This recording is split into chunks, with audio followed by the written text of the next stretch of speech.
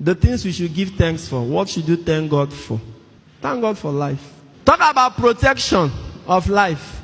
Especially in Nigeria, where the causes of death, the forces of death are more in number than elsewhere. In Nigeria, the things that can easily kill you, they are all over the place. They are very plentiful. So that you are still alive like this in Nigeria, you should be giving thanks to God though. Because the things that can kill you, the things that have killed many people, millions, hundreds of thousands, they are still there and they seem to be increasing. If it is not bad road, it can be a reckless driver. If it's not a reckless driver, it can be a dubious spare parts seller who will carry expired brake pad or inferior brake pad and tell you, "Okay, this is original, made in Germany." And then you will pay money for it, and then you are cruising in your car, driving at 120, 140 with flavor playing Nabania. And you are confident that you have a good brake system. Only for you, for something to happen, you match brake. You don't know that it's bicycle brake equivalent that is in your car. You know how many people have died out of that?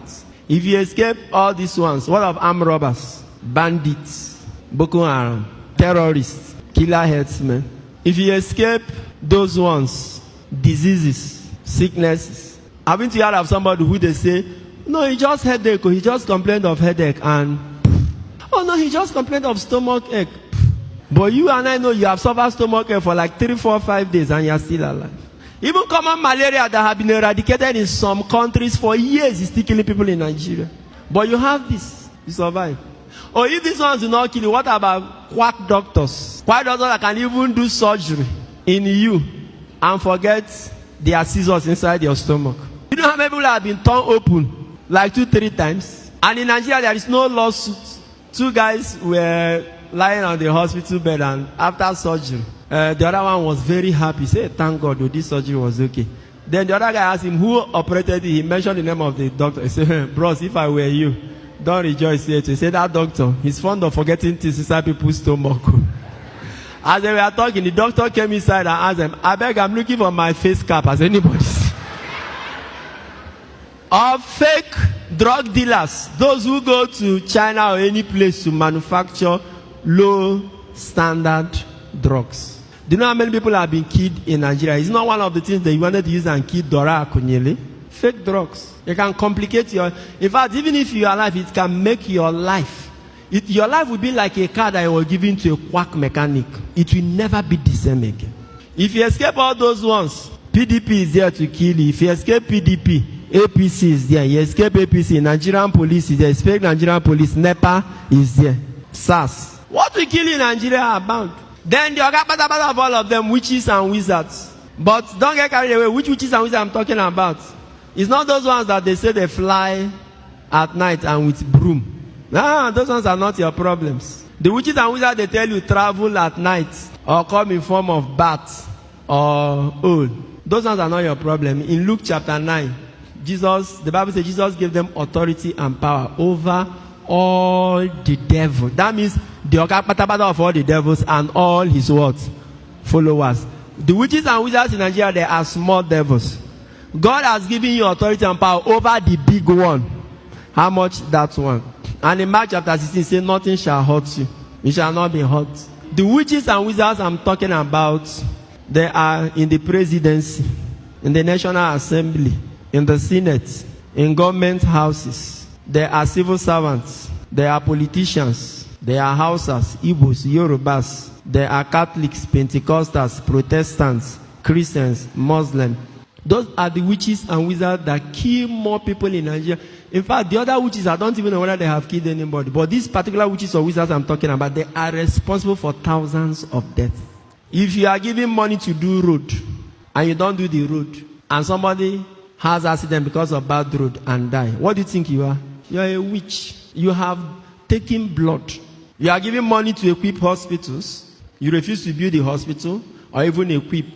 And the medication or medical attention that would have saved somebody is not, and the person dies. What do you think you are?